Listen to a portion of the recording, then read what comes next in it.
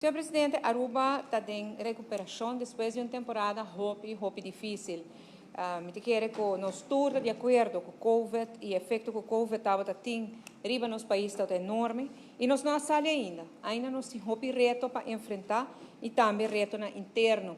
Isso aí também a começar a reunião agora explica de conta apenas a onde se trata de presupuesto aqui, para sobre a pouca capacidade que nós temos, nós temos a pôr nos prioridade e door de outra prioridade não botar raiabo atrás sobre outro terreno.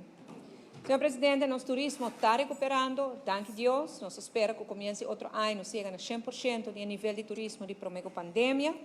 Depois, nossa economia, lo chega a nível da promego pandemia, nosso GDP, lo chega a nível promego pandemia.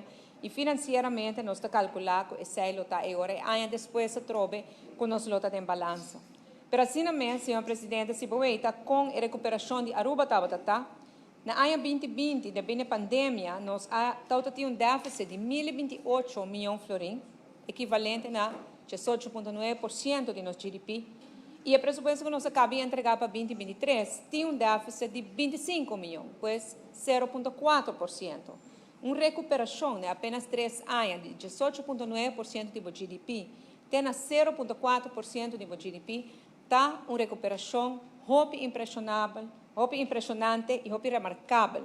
E essa aqui está caminhando com nós cinco para quieto, passou e não há bem de mês, e não está algo que está automático, ela bem dor de uma visão, dor de uma maneira muito responsável, ela bem dor de aumentar a entrada e ela bem dor de reduzir o gasto, senhor presidente. E esse aí nós mira que está o caso aqui na DOE também.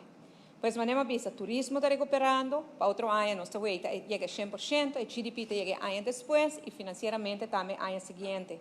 Nós mira também que nosso desemprego está bajando, com 1.800 mamas e tata de famílias, segundo a cifra não preliminar, a raia trabalho de ano passado para o dentro do setor privado, e esse aí, senhor presidente, está nos meta.